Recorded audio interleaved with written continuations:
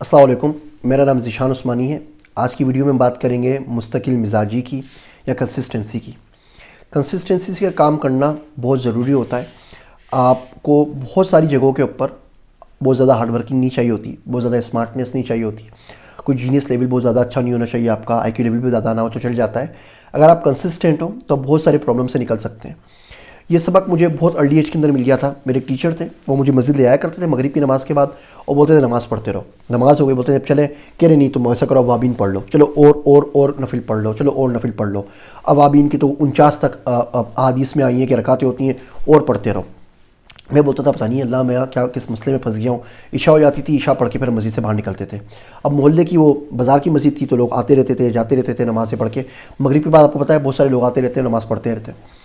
تو پھر انہوں نے ایک بات سمجھائی، ان کا دیکھو تم نماز پڑھ رہے ہو، کوئی ایکسٹرا آرڈینری کام نہیں کر رہے، سمپل سی نماز آرام سے پڑھ رہے ہو، اور بہت سے لوگ اس مسجد میں جو تم سے ہزاروں گنا بہتر نماز پڑھ سکتے ہیں۔ انہوں نے وضو اچھا کیا ہوا ہوگا، انہوں نے کپڑے اچھے پہنے ہوئے ہوں گے، ان کی قرت بڑی اچھی ہوگی، خشوع و خضوع ان کی نماز میں زیادہ ہوگا، ان کے پاس فوکس زیادہ ہوگا، ان کا اللہ سے تعلق زیادہ ہوگا تم سے۔ لیکن دیکھو سارے لوگ آ رہے ہیں اور جا رہے ہیں، اور تم اپنی جگہ کے اوپر کھڑے ہوئے ہو، اور اس جگہ کو کوئی چیلنج نہیں کر رہا، یہ تمہاری اپنی جگہ، تم اس کے اوپر بالکل صحیح بالکل کھڑے ہوئے ہو۔ تو کنسسٹنسی انہوں نے مجھے بتایا کہ بڑی ضروری ہے۔ یہ اچھی بات نہیں ہے کہ آپ 100 رکعت نفل رات کو پڑھ لیں اور صبح آپ کی فجر کی نمازی مس ہو جائے یا جماعت مس ہو جائے۔ اس سے بہت اچھا آپ 2 رکعت پڑھیں، لیکن پوری زندگی پڑھتے رہیں، پھر وہ مس نہیں ہونی چاہیے۔ چھوٹا سا کام کریں لیکن مستقل کرتے ہی چلے جائیں اور کرتے ہی چلے جائیں۔ ہم اپنی جابس میں دیکھیں، جہاں بھی ہم کام کر رہے ہوتے ہیں، ہم کوئی کام شروع کرتے ہیں اس پہ کنسسٹنٹ نہیں رہتے۔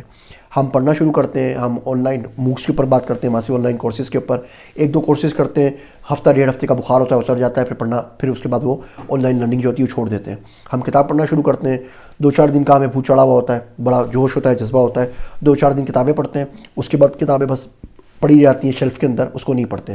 ہم جم جوائن کرتے ہیں، ورزش کا ہمیں بہت شوق چڑھتا ہے، 2-4 دن کے بعد وہ شوق بھی ختم ہو جاتا ہے۔